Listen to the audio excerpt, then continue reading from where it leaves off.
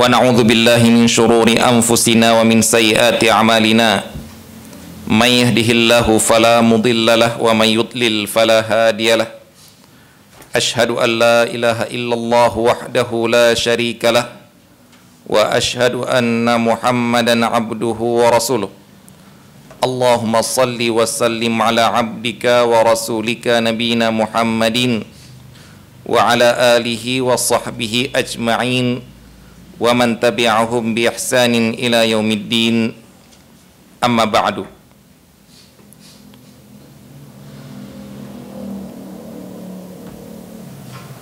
يا أيها الذين آمنوا اتقوا الله حق تقاته ولا تموتن إلا وأنتم مسلمون يا أيها الناس اتقوا ربكم الذي خلقكم من نفس واحدة وخلق منها زوجها وبث منهما رجالا كثيرا ونساء واتقوا الله الذي تساءلون به والأرحام إن الله كان عليكم رقيبا يا أيها الذين آمنوا اتقوا الله وقولوا قولا سديدا يصلح لكم أعمالكم ويغفر لكم ذنوبكم ومن يطيع الله ورسوله فقد فاز فوزا عظيما أما بعد فإن أصدق الحديث كتاب الله وخير الهدي هدي محمد صلى الله عليه وسلم وشر الأمور محدثاتها وكل محدثة بدعة وكل بدعة ضلالة وكل ضلالة في النار إخوتي في الدين وأخواتي في الله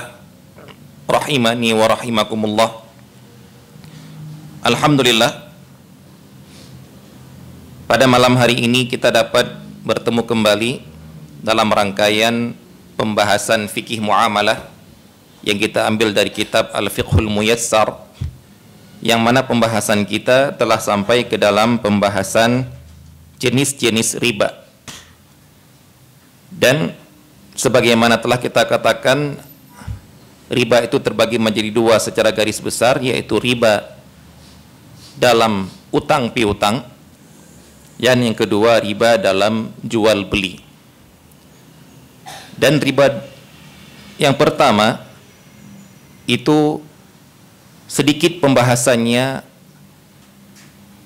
di dalam kitab fikih para ulama, tidak diperpanjang lebar, itu yang dinamakan dengan riba dalam utang piutang atau riba al-jahiliyah, dikarenakan itu sesuatu yang sudah sangat jelas dapat dimaklumi, tidak perlu harus menjadi ahli fikih, tidak perlu harus belajar secara detail. Semua orang paham riba jahiliyah, yaitu utang yang berbunga, menyerahkan uang sekian dan pengembaliannya lebih daripada yang diserahkan sebelumnya. Namun sangat disayangkan dalam kehidupan kita, yang sejelas ini pun masih banyak kaum muslimin yang terjerumus ke dalamnya, yang menjadi orang yang menawarkannya, menjadikan perbuatan itu sebagai satu-satunya profesinya untuk mencari ma'isyahnya, dan bangga dengan pekerjaan itu, yaitu pekerjaan menawarkan kredit, pinjam sekian, kemudian bayarnya cicil dengan jumlah yang lebih daripada yang dipinjamkan. Bangga menjadi orang-orang yang sales penawar seperti ini, padahal ini adalah jelas-jelas riba jahiliyah. Begitu juga dengan mendirikan koperasi-koperasi yang dinamakan dengan koperasi simpan pinjam. Sampai di situ tidak ada masalah. Ternyata ketika dipinjam ada bunganya. Dan ini umum dilakukan oleh kaum muslimin, na'udzubillah min dzalik. Padahal yang ini tidak perlu lagi pembahasan sedetil-detilnya, ini sudah sangat-sangat jelas karena dinamakan dengan riba jahiliyah.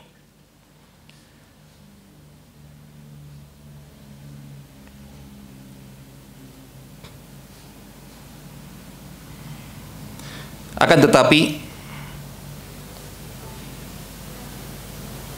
Walaupun demikian, kita tetap menerangkan kepada para umat Islam di daerah kita masing-masing tentang hukum fikih dalam hukum syariat, hukum fikih dalam pembahasan ini.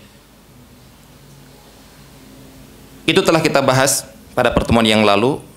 Yang lebih kita tekankan ketika membahas masalah riba dalam utang piutang adalah ketika adanya hilah ataupun akal-akalan yang dibuat seakan-akan ini bukan riba, seakan-akan ini bukan utang berbunga, dibungkus dengan akad-akad yang lain, namun pada hakikatnya itu adalah utang yang berbunga. Yang telah kita sampaikan pada pertemuan-pertemuan yang lalu, yaitu jenis-jenis, yaitu contoh-contoh praktek riba dalam utang piutang. Pada pertemuan hari ini, insya Allah akan kita masuk ke dalam riba dalam jual beli. Yang inilah yang sangat ditekankan kepada para pedagang untuk memahaminya. Jangan sampai terjadi riba tanpa disadarinya. Padahal karena dia pedagang, dia wajib mempelajari hukum Islam dalam transaksi yang dilakukannya. Karena kita semua diwajibkan untuk memiliki ilmu syar'i dari segala perbuatan yang kita lakukan. Ada ilmu syar'i yang wajib diketahui oleh semuanya, karena semua kita wajib melakukannya, seperti salat, puasa, akidah, tauhid, akhlak Islam, tentang aurat. Adapun ada hukum-hukum yang tidak wajib diketahui oleh semuanya, namun wajib diketahui oleh orang yang sedang melakukan perbuatan itu ataupun sedang berkecimpung dalam perbuatan itu. Seperti zakat. Wajibkah zakat dipelajari oleh semua muslim? Tidak. Zakat wajib dipelajari oleh orang-orang yang wajib untuk berzakat, yang punya harta. Haji, wajibkah semua orang belajar haji? Tidak wajib. Wajibnya dipelajari oleh orang-orang yang sudah dapat porsi haji, yang benar-benar akan berangkat haji. Begitu juga tentang hukum jual beli. Wajibkah dipelajari oleh semua orang? Tidak, kecuali memang dia melakukan jual beli tersebut. Hukum wakaf, hukum wasiat, hukum waris hanyalah wajib dipraktekkan, diketahui oleh orang-orang yang sedang mau mempraktekkan perbuatan tersebut. Nah, karena ini adalah riba dalam jual beli, maka orang-orang yang melakukan jual beli hendaknya mereka mempelajari ini. Sebagaimana dikatakan oleh Umar bin Khattab radhiyallahu taala anhu, tidak boleh berjualan di pasar kami kecuali orang-orang yang sudah belajar memahami tentang riba. Kalau tidak, dia pasti akan terjerumus ke dalamnya. Baik. Riba dalam jual beli ini hanya terjadi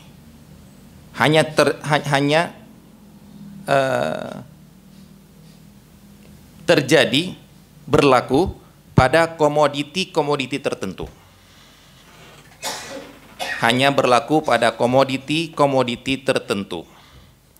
Dan ini sangat harus dipahami, karena ketika Anda pernah mengajarkan ini,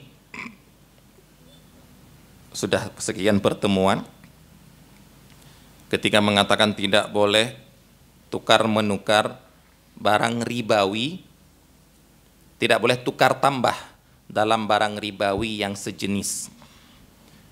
Kemudian langsung dia bertanya, Ustadz, berarti tidak boleh tukar tambah HP, tukar tambah motor, tukar tambah mobil. Dan anak bilang, inilah akibatnya kalau tidak hadir di pertemuan pertama. Para sudah jelas saya katakan tadi, barang ribawi. Komoditi ribawi, barang-barang komoditi yang terjadi riba di dalamnya. Dan ini terbatas, bukan semua barang. Maka harus dipahami dari sekarang, apa-apa saja komoditi ribawi tersebut. Ya, kita namakan seperti itu ya, komoditi ribawi. Ya, para ustadz yang menerangkan dalam bahasa Indonesia, menulis artikel tentang ini, mereka menamakan dengan komoditi ribawi. Kalau dalam bahasa Arabnya al-asnaf ar-ribawiyah. Apa-apa saja komoditi tersebut yang disebutkan dalam hadis Rasulullah sallallahu alaihi wasallam ada 6, yaitu emas, az-zahab, al-fiddah, perak, al-burru, gandum, asyair, gandum juga dalam bahasa Indonesia. Jadi kedua-dua jenis ini kalau dalam bahasa Indonesia dinamakan dengan gandum. Bedanya wallahu taala alam, mana juga tidak tahu perbedaan antara dua jenis ini. Namun kedua-duanya beda jenis. Kemudian at-tamru. Nah, yang kelima, at-tamru, yaitu kurma. Kemudian yang keenam, al-milhu, yaitu garam. Ini yang disebutkan oleh Rasulullah sallallahu alaihi wasallam dalam hadisnya, bahwasanya menjual 6 jenis barang ini harus hati-hati. Kenapa harus hati-hati? Ini bukan berarti tidak boleh menjual. Perhatikan, ini adalah 6 komoditi riba. Maksud komoditi riba adalah yang bisa terjadi riba di dalamnya, maka harus hati-hati dalam memperjualbelikannya agar tidak terjadi riba. Berarti boleh dengan syarat-syarat, tidak boleh dalam keadaan tertentu. Nah, kita ambil 5 saja dalam bahasa Indonesia ya. Yang syair bebur dengan syair kita jadikan dengan namanya gandum saja, walaupun dalam bahasa Arab ataupun dalam sedetilnya inilah 2 jenis yang berbeda, al-burru wasyair.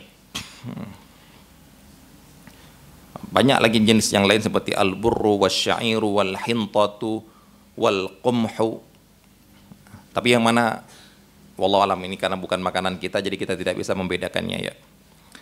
Ada yang mengartikan dengan jawawut katanya. Wallahu alam. Baik, kita ambil yang 5 ini saja. Baik. Dalam hadis cuma disebut 6 ataupun 5 ini saja. Namun para ulama ataupun jumhur ulama, ini selain mazhab al-zahiriyah,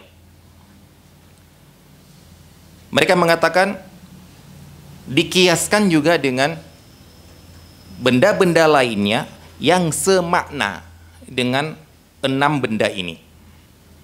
Jadi di sini diberlakukan yang namanya dengan takhrijul manat, yang dinamakan dengan takhrijul manat.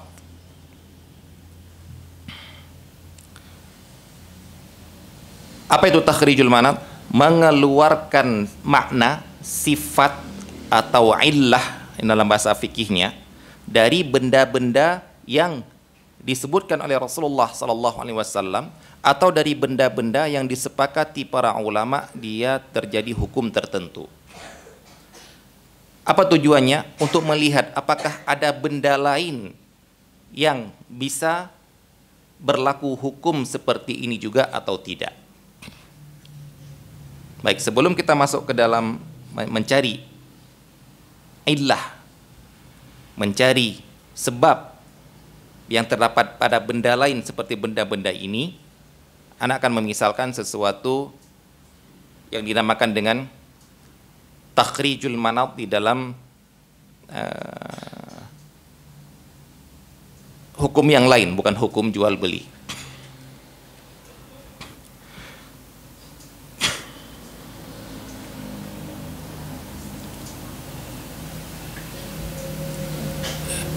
Hal-hal yang membatalkan wudu yang disepakati oleh para ulama adalah keluarnya dari tubuh kita, yaitu keluar angin, kentut, kencing, buang air besar, keluar madhi, keluar wadi.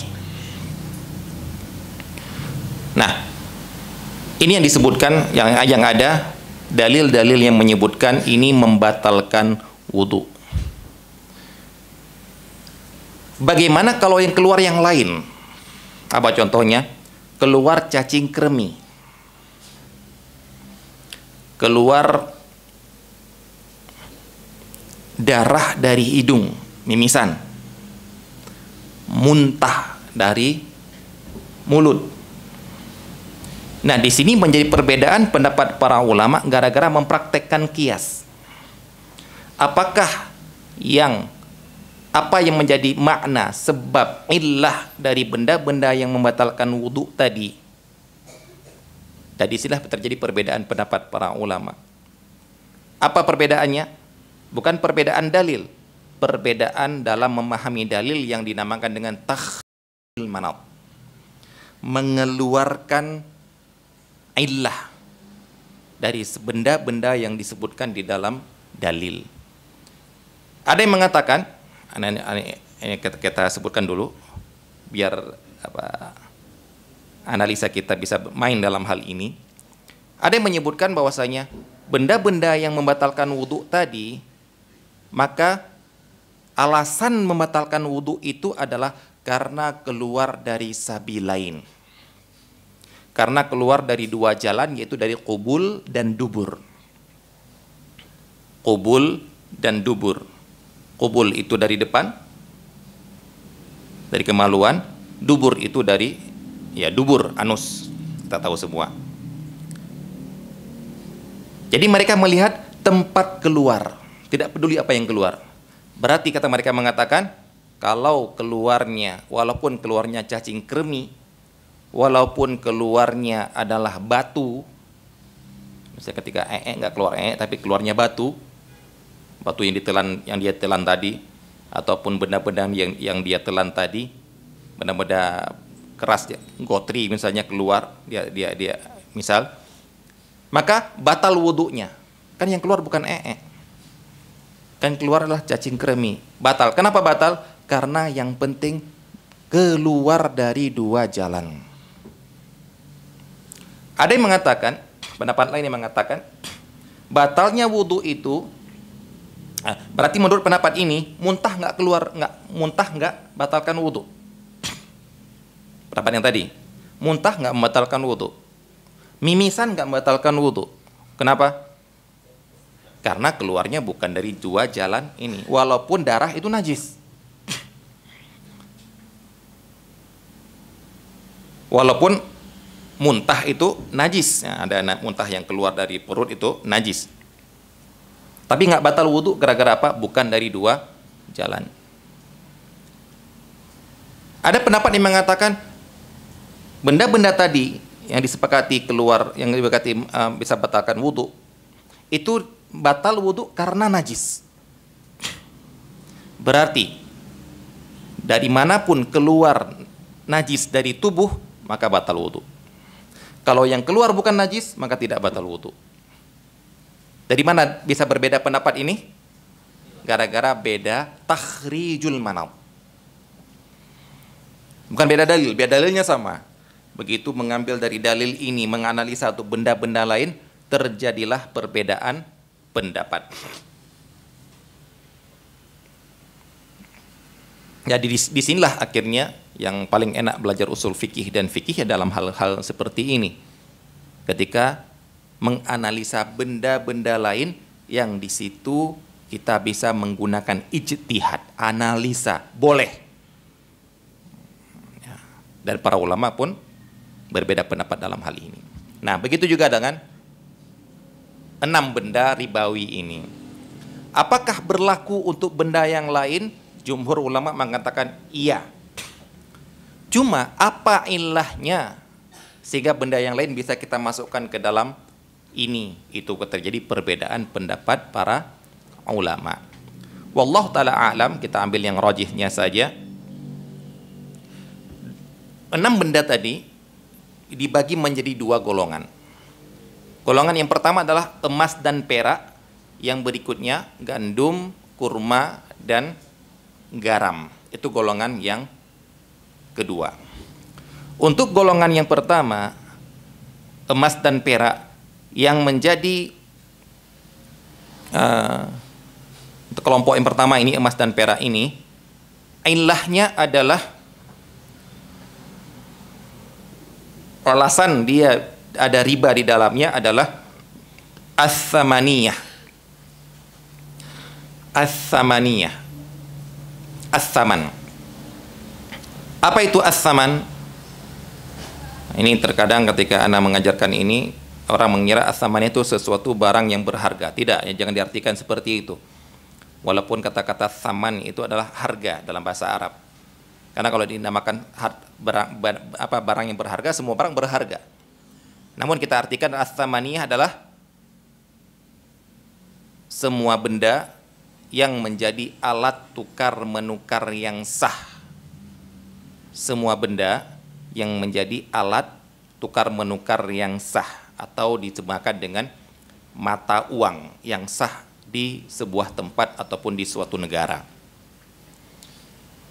Ini untuk yang pertama. Disebutkan az-zahab, disebutkan al-fiddah, emas dan perak. Di masa Rasulullah SAW, dari emas dibuat menjadi dinar. Dirham terbuat dari perak. Maka para ulama menarik kesimpulan bahwasanya di antara benda lain yang bisa termasuk ke dalam komoditi riba ini adalah semua mata uang yang berlaku di sebuah tempat. Baik itu terbuat dari logam, ataupun terbuat dari kertas, ataupun di suatu saat nanti berubah menjadi digital. Nah, yang nggak ada lagi mata uangnya itu. Yang beda dengan Qarun. Qarun dulu kalau memang kaya beneran dia. Maksud kaya beneran gimana? Hartanya ada, gudangnya ada. Orang zaman sekarang kayanya kaya digital. Yang kalau mati lampu miskin. Ya kan? Dia punya kartu kredit. Kemudian mau belanja, mati lampu di saat itu, nggak bisa belanja, nggak ada uang sama sekali. Padahal dia orang kaya raya. Dihack, komputer dihack, habis. Nah, komputer di dunia ini ada yang meretasnya, jadi miskin, jadi nol harganya, nggak perlu harus dibawa lari dengan truk, cukup di hack saja. Nah, itulah zaman sekarang ya, semuanya sudah serba digital, uang pun digital. Yang mana bisa rugi dalam semalam miliaran gara-gara sahamnya turun. Padahal perusahaannya utuh-utuh saja. Perusahaannya nggak ada benda yang terbakar, nggak ada benda yang hilang, nggak ada yang dicuri. Hanya gara-gara kesan pasar dibuat tidak menarik barang tersebut oleh seorang tokoh internasional, sehingga sahamnya turun, rugi miliaran. Nolnya berkurang banyak. Tapi itulah zaman sekarang. Nah, jadi kita katakan semua alat tukar menukar yang sah di sebuah negara yang berlaku, maka itu termasuk komoditi riba, yang bisa terjadi riba di dalamnya.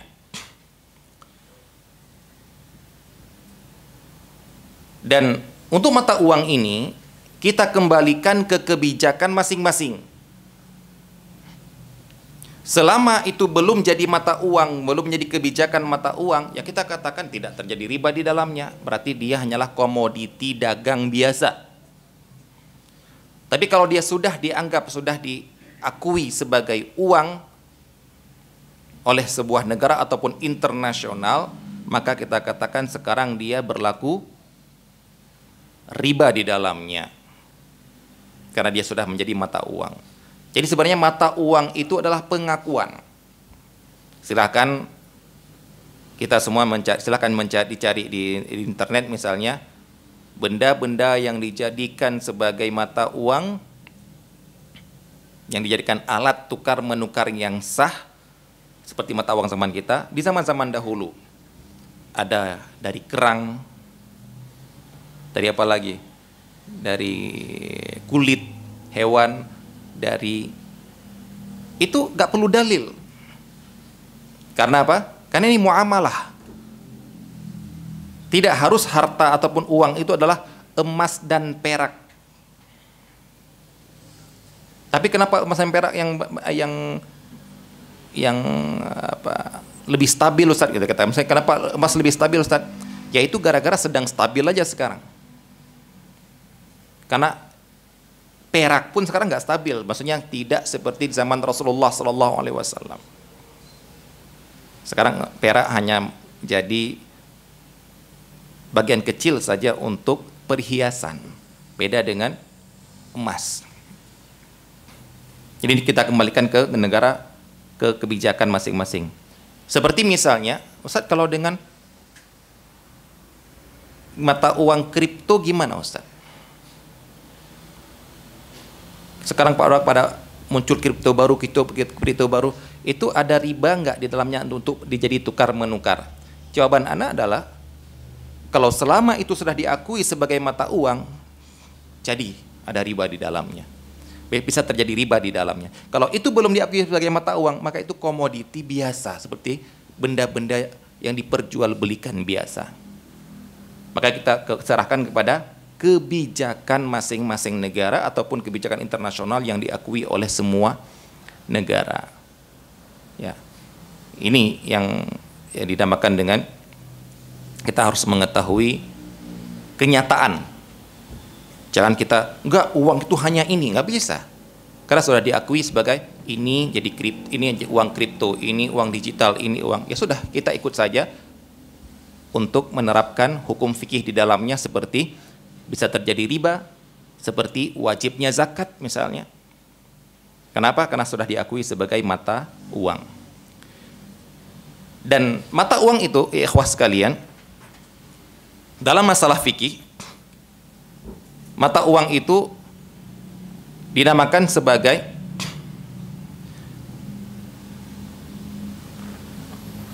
qiyamul mutlafat,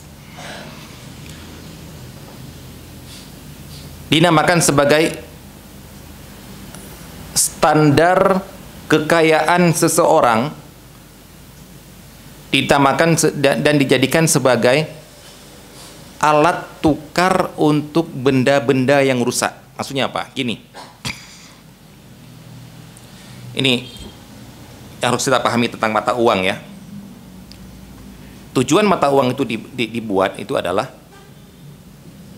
dia itu menjadi standar kekayaan. Maksud standar kekayaan apa? Orang kalau menghitung kekayaan, mereka akan menyebutkan dengan mata uang. Walaupun tidak semua kekayaan dia berupa mata uang. Misalnya kalau kita dengar sahabat ini meninggal dunia, kekayaannya untuk yang dibagikan ke ahli warisnya sekian puluh ribu dirham misalnya. Kenapa dinamakan seperti itu? Karena di saat itu standar kekayaan seorang dihitung dengan dinar ataupun dirham. Dan itu namanya mata uang di saat itu. Zaman sekarang misalnya, ketika zaman-zaman pilkada,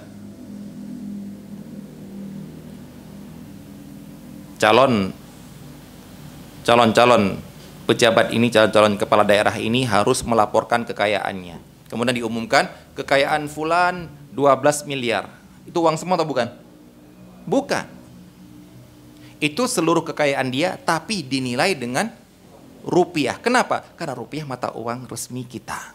Itulah namanya fungsinya mata uang.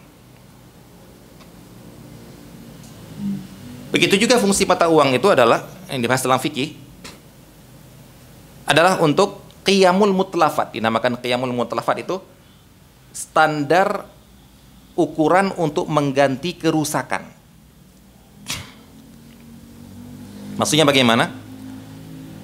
Ana merusak mobil seseorang, menggores mobil seseorang. Kemudian setelah didamaikan, diteliti oleh orang ahli dalam masalah kerusakan mobil, dikatakan, oh ini kerusakan ini gantinya adalah 2 juta. 2 juta apa? Rupiah. Kenapa seperti itu? Karena dalam di kita rupiah itu adalah uang resmi yang akan dijadikan untuk pengganti kerusakan.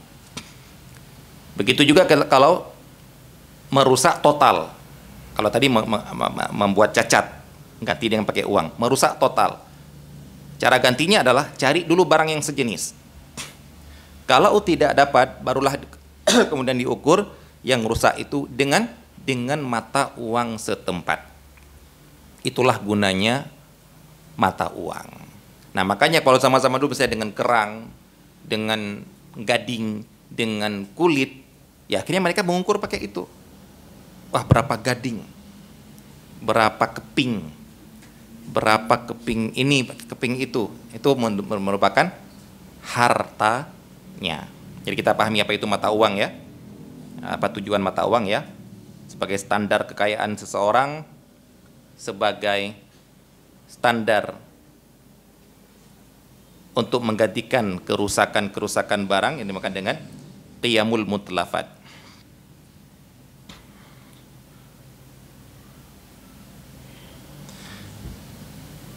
Berarti untuk kelompok yang pertama ini, yang emas dan perak ini,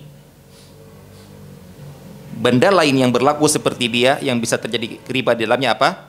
Mata uang, seluruh mata uang. Berarti yang namanya mata uang adalah kesepakatan orang. Berarti apabila ada mata uang yang tidak berlaku lagi, berarti bukan mata uang lagi, tidak berlaku riba lagi di dalamnya. Karena tidak ada seorang pun mengakui itu sebagai mata uang. Maka anak katakan mata uang itulah pengakuan, ikhwah. Mata uang itu pengakuan karena dia hanyalah kertas yang bertuliskan angka. Ya, ada mata uang yang hanya kertas bertuliskan angka yang tidak ada nilai intrinsiknya. Dia hanyalah yang nilai nominal yang diakui oleh negara-negara tertentu. Makanya ketika perang Teluk tahun 93 ya, 92 itu Teluk yang pertama, kata Syekh Ana, ada orang Kuwait datang umroh bawa uang dinar Kuwait segini, mau ditukar ke real, gak mau nerima mereka. Padahal uang Kuwait sekarang kuat sekali, setahuana lebih tinggi daripada dolar, cuma nggak karena peredaran di dunia bukan menjadi alat jual beli yang resmi antar negara, makanya nggak terkenal, nggak diterima. Kenapa nggak diterima? Dibilang negara kamu lagi perang, jangan-jangan saya terima uang sekarang real kepada kamu, besok negara kamu udah dicaplok sama Irak. Begitu dicaplok sama Irak, diakuisisi oleh Irak, yang berlaku uang mata uang Irak, uang dinar nggak diakui. Ngapain lagi saya punya uang ini? Kertas biasa, kayak nggak diterima. Begitu juga uang lama. Mata uang lama itu apakah dia masih mata uang? Tidak. Dia komoditi dagang yang lain bagi orang-orang yang kolektor. Buktinya apa? Buktinya tidak ada orang mau menerima tukar menukar pakai itu lagi. Tukang parkir pun antum kasih uang 2.000 dengan uang 500 yang ada gambar monyetnya itu sebanyak 4 lembar, dia nggak akan mau. Mas nggak. Jangan, walaupun di uang itu masih ada, masih utuh, tidak robek. Tanda tangan gubernur masih ada. Dan bukan uang palsu. Kenapa tidak berlaku? Tidak diakui, itu aja sudah. Tidak ada pengakuan. Maka uang mata uang kertas, uang kartal itu hanyalah harganya dari pengakuan, bukan intrinsiknya. Kalau emas, dinar, atau menemukan dinar zaman dahulu, maka antum leburkan pun dia masih ada nilainya, karena nilainya nilai intrinsiknya. Sekarang kita lihat ke jenis yang kedua, ataupun kelompok yang kedua. Apa alasan yang agar kita berlakukan untuk benda yang lain? Yaitu kalau kita lihat apa kesamaan antara gandum, kurma, dan garam. Maka ini ada perbedaan pendapat juga. Kayak tadi juga sebenarnya ada perbedaan pendapat. Kita ambil yang rojih. Yaitu untuk kelompok yang kedua, yaitu bahan-bahan makanan yang jual belinya dengan cara takaran. Bahan-bahan makanan yang jual belinya dengan cara takaran. Adapun bahan makanan yang jual belinya bukan dengan takaran, satuan, maka tidak berlaku di sini. Baik. Dari dua hal ini berarti benda-benda ribawi, komoditi ribawi, komoditi yang bisa terjadi riba terbatas, tidak semuanya. Berarti emas, perak, gandum, kurma, garam, mata uang, kacang-kacangan, beras, jagung, apalagi gula, dan bahan-bahan makanan, barang-barang makanan lain yang dijual dengan cara takaran. Takaran di sini bisa kiloan, bisa volume, bisa literan, bisa dengan volume. Itulah yang berlaku riba di dalamnya. Berarti benda-benda lain seperti barang-barang elektronik, seperti kendaraan, hewan, baju, sepatu, maka di sini tidak berlaku, tidak terjadi riba di dalamnya. Baik, ini yang kita pahami dulu. Jadi pahami dulu bahwasanya barang-barang ribawiyah ini, barang-barang komoditi yang terjadi riba ini terbatas, tidak semua di semua benda. Baik. Yang berikutnya adalah barulah kita akan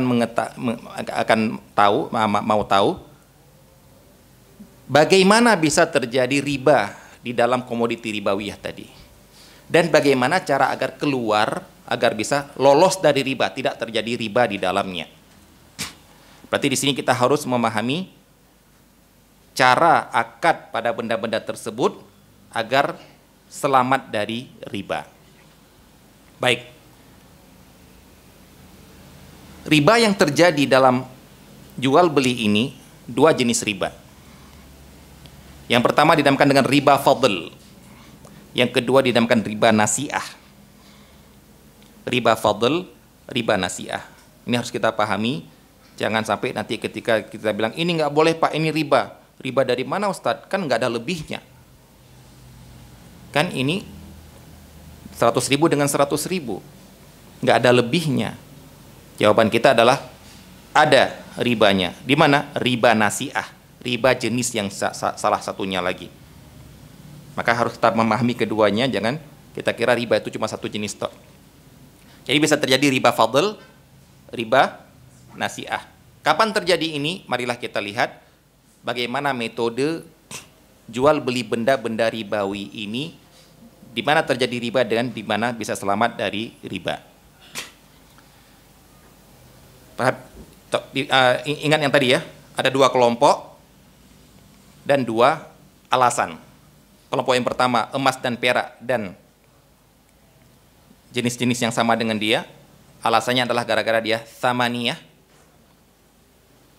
alat tukar menukar yang sah. Yang kedua, kelompok kedua adalah makanan ya, yang diperjualbelikan dengan cara takaran ataupun timbangan. Baik, ini dua kelompok yang berbeda. Nanti akan kita lihat.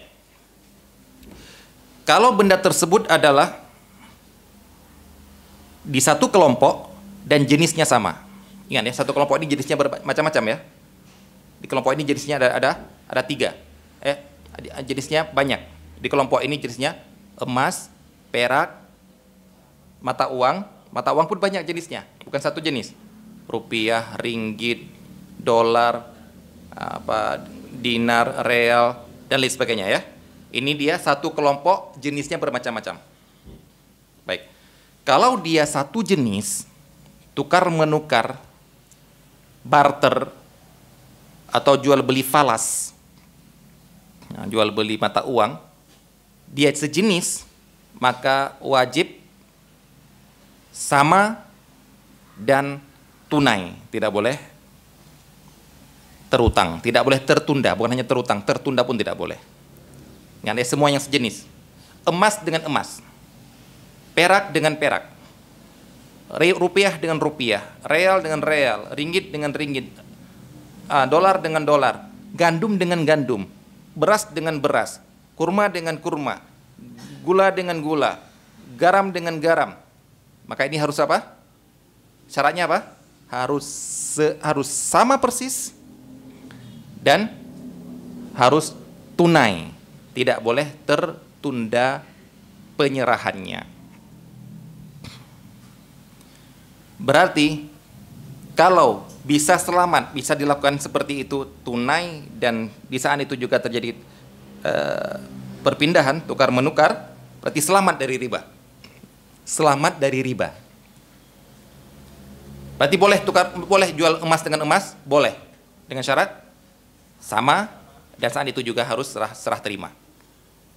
Nggak boleh nanti sore ya, barang saya nanti sore ya, nggak boleh. Nanti ya, barang dari saya, ambil barang kamu dulu. Mana emas dari kamu, emas dari saya nanti ya, nggak boleh. Saya buat dulu ya, nggak boleh. Harus serah terima dan berpisah, sudah tidak ada tanggung jawab apa-apa. Ini namanya selamat dari riba.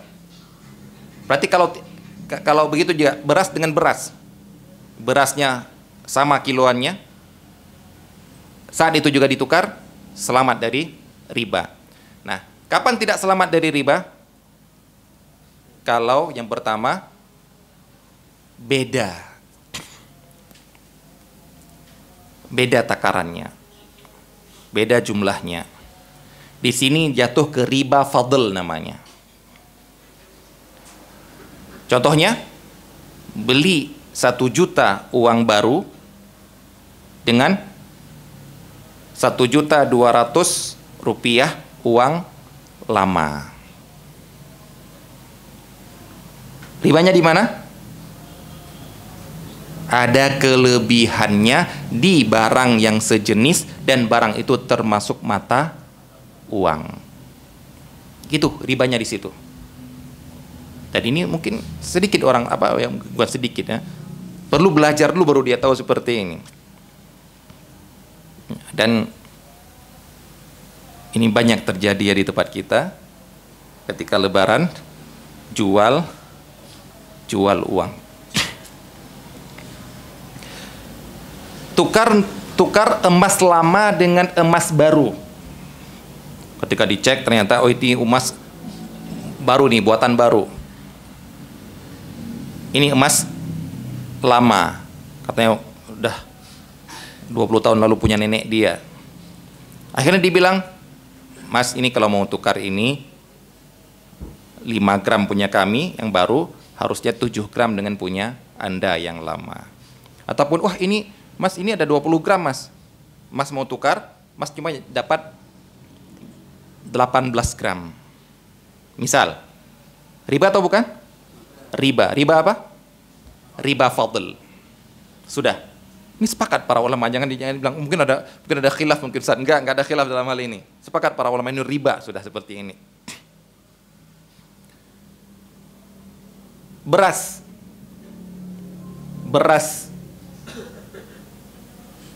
apa, beras yang komoditi, yang komoditi rendah apa? Beras yang dulu kalau zaman anak kecil dulu berdamkan beras catu, beras campur batu. Beras apa? Beras pegawai negeri dulu Pak. Beras yang tidak pernah sepakat itu, tahu tidak pernah sepakat. Kalau direbus itu, kalau dimasak itu nggak pernah bisa lengket. Ya, itu yang pernah makan anak. Kemudian catu, dia dinamakan catu, sebenarnya catur bulan ya. Dulu catur bulan, kita namakan catu gara-gara campur batu. Itu murah kan? dengan beras Delanggu misalnya, beras Pandan Wangi, mahal kan? Kemudian kita bilang, tukar yuk. Oh ya, kalau mau tukar 2 kilo beras Catu dengan 1 kilo beras Pandan Wangi misalnya, riba atau enggak? Riba. Sudah riba. Jangan bilang kan beda kualitas. Itu nanti beda kualitas nanti. Ya. Yang penting riba dulu yang kita katakan. Korma ajwa. Korma ajwa, yang paling mahal ajwa atau bukan sih? Benar, ajwa. Ada yang lain kayaknya lebih mahal lagi. Apa micol apa gitu. Korma ajwa. Dengan korma yang ya pokoknya korma makanan onta di sana lah gitu. Nah, di sana makanan onta dikasih ke sini, kita jadi yang kalau kita buka banyak temannya di dalam itu ya. Yang murahan itu, yang mungkin 5.000 dapat 1 kilo itu, wallahualam kan. Ataupun yang di depan Masjid Haram dijual 10.000 dapat 1 kilo itu. Beda kualitas kan? Kita akui beda kualitas ya. Beda. Tapi kalau mau tukar, mau barter, harus sama persis. Kenapa alasannya? Langsung untuk bilang gara-gara sama jenis. Kita nggak mau lihat kualitasnya. Sama jenis. Sudah, itu standar kita sudah. Baik. Jadi untuk penjualan benda-benda yang sejenis, dan ingat yang ribawi ya, harus sama persis dan tunai di depan. Nah, berarti boleh nggak tukar tambah dalam hal ini? Nggak boleh. Nah, kalau tukar tambah motor, kenapa? Karena motor bukan komoditi riba. Itu aja jawaban kita. Tukar tambah HP, tukar tambah baju, tukar tambah sepatu dan laptop dan lain sebagainya silahkan, karena bukan komoditi riba. Tapi tukar tambah emas ini 20 gram dengan 20 gram, harus tambah uangnya dulu mas. Kenapa? Karena emas punya sampean itu emasnya emas batangan, ini sudah berbentuk kalung. Emas tambah uang, nggak boleh tukar tambah di sini. Mas kalau mau tukar beras kualitas rendah ini dengan Pandan Wangi, oke lah 1 kilo, tapi tambah uang lagi mas, nggak boleh. Kenapa? Karena tidak sama, jadinya tidak sama, jadinya riba fadl. Baik, kalau sekarang sama persis tukar menukarnya, 1 juta dengan 1 juta rupiah, uang lama dengan uang baru, 1 juta, uang besar dengan uang receh-receh kecil, sama persis, tapi tertunda. Ada tukar uang nggak? Tukar uang apa? Ada uang kecil nggak? Uang 10 ribu. Berapa? 10 lembar untuk tukar 100 ribu. Oh nggak ada, cuma ada 5 lembar. Ya nggak apa-apa lah, ambil aja 100 ribu, 5 lembar saya ambil, nanti 5 lembar lagi, ataupun besok 5 lembar lagi. Riba nggak? Riba apa? Riba nasiah. Jadi kalau untuk berasa, kan Ustaz sama Ustaz, nggak ada ribanya, nggak ada lebihnya. Sama dalam jumlah, tapi riba dalam nasiah. Jadi masuk ke riba yang lain. Dilarang juga, hati-hati. Makanya ini yang perlu kita pelajari, gara-gara mungkin nggak masuk di logika dia, ribanya di mana sih? Namanya riba kan lebih. Nggak, ada riba yang lain. Yang dinamakan dengan riba nasiah. Baik. Ini kalau satu jenis. Baik. Kita sedikit udah masuk waktu, saya sedikit lagi. Masih dalam model pertama, cara tukar menukar biar selamat dari riba. Ustadz, kalau seperti itu, beras Catu tadi dijual ditukar dengan beras Pandan Wangi 1 kilo dengan 1 kilo, itu nggak akan ada yang mau Ustadz. Ini semua orang paham, ini kualitas rendah, ini kualitas baik. Kalau memang harus 1 kilo, itu nggak akan ada yang mau. Gimana caranya? Ada jalan keluar nggak? Ternyata ada jalan keluar. Diajarkan oleh Rasulullah SAW. Persis terjadi di zaman Rasulullah SAW. Bilal bin Rabah membawa kurma yang terbaik kepada Rasulullah SAW. Ditanya oleh Rasulullah, dari mana ini? Dari Khaybar ya Rasulullah.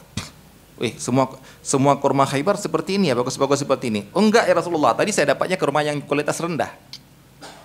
Saya tadi dapat kualitas rendah, cuma saya ingin Anda makan kualitas yang tinggi. Maka saya beli, saya tukar 2:1. 2 sok kurma yang rendahan, ditambah 1 sok kurma yang premium. Rasulullah SAW bilang, nggak boleh, ini riba. Padahal menurut kita kan wajar kan, nggak boleh. Tapi Rasulullah SAW mengajarkan jalan keluarnya. Apa itu? Jual dulu 2 sak kurma rendah ini dengan apa? Dengan yang lain. Jual dulu dengan lain, mau dengan dinar, dengan dirham, dengan gandum, dengan garam, terserah, jual dengan yang lain. Kemudian uang yang kamu dapatkan itu, barang lain yang kamu dapatkan ini, baru kamu beli kurma yang premium. Jadi disuruh bertransaksi yang lain dulu, hasilnya baru digunakan untuk membeli ini. Kalau Ustadz, setelah kita praktekkan, ujung-ujungnya sama juga Ustadz. Saya beras diminta 2 kilo beras catu dengan beras pandan wangi, kan nggak boleh Ustaz ya, nggak boleh. Ketika saya jual 2 kilo ini Ustaz, dapat uang juga cukup untuk pandan wangi Ustaz. Ujung-ujungnya sama juga Ustaz. Apa jawaban kita? Beda atau sama? Beda. Bedanya di mana? Karena bukan begitu. Ada maunya ujung. Apa transaksinya beda? Ujungnya sama nggak? 2 ini cuma 2 kilo ini juga dapat 1, benar kan?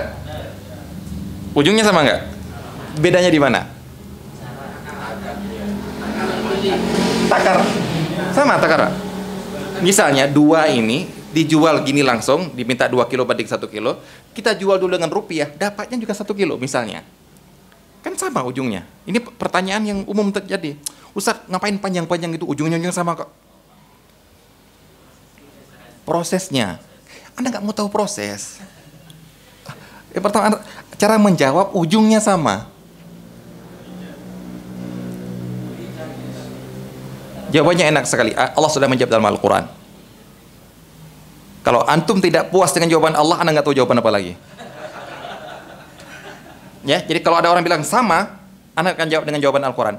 Ketika orang-orang musyrik mengatakan, dzalika bi annahum qalu innamal bai'u mithlur riba. Allah mengatakan orang yang memakan riba nanti di hari kiamat akan dibangkitkan seperti orang kesurupan jin. Kenapa? Dzalika bi annahum qalu innamal bai'u mithlur riba. Karena demikian itu gara-gara di dunia mereka mengatakan jual beli sama dengan riba juga kok. Sama. Ujungnya sama kan?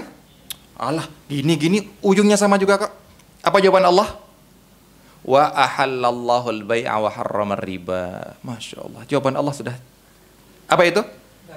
Ini halal nggak? Jawaban beda, kita bilang beda. Beda di mana? Ini halal, itu haram. Selesai sudah. Anda puas? Patuh pada Allah. Anda nggak puas? Anda nggak tahu jawaban apa lagi? Enak sekali jawabannya. Tukar menukar ini beriba, nggak dinamakan jual beli oleh Allah. Tapi kalau kesini dulu baru kesini dinamakan jual beli oleh Allah. Wa ahallallahu al-bai'a wa harramar riba. Enak kan? Setuju? Kalau antum nggak puas, Anda nggak tahu lagi. Dan anak alhamdulillah puas dengan jawaban Allah Subhanahu wa taala, ini riba, ini jual beli. Kalau antum mau cari hikmahnya nggak apa-apa. Tapi hukumnya seperti ini. Oh, hikmahnya gini, terserah. Misalnya hikmahnya ini akan terjadi perputaran ekonomi. Ini akan ada orang lain yang kita ajak berdagang, perputaran ekonomi, uang kita dapat. Terkadang pinter-pinter kita menawar dapat uang lebih banyak, kemudian kita beli ini, masih ada sisa uangnya, bisa kita belanjakan yang lain. Itu hikmah, bukan alasan. Yang berjelas Allah tidak pernah menamakan ini jual beli. Ustaz, kalau jual beli beras dengan beras 2 kilo dengan 1 kilo, langsung jawab, itu bukan jual beli menurut Islam. Kenapa? Itu haram. Jual beli menurut Islam halal, tapi ini riba. Ya, bisa dipahami ya, ini menjadi patokan bagi kita bahwasanya beda riba dengan jual beli adalah halal dengan haram. Walaupun menurut kalian sama saja kok, seperti perkataan orang-orang musyrik. Baik, insyaallah akan kita lanjutkan pada pertemuan yang akan datang. Cara jual beli yang kedua, apabila beda jenis masih di dalam satu kelompok, dan nanti selanjutnya. Wassalamualaikum warahmatullahi wabarakatuh.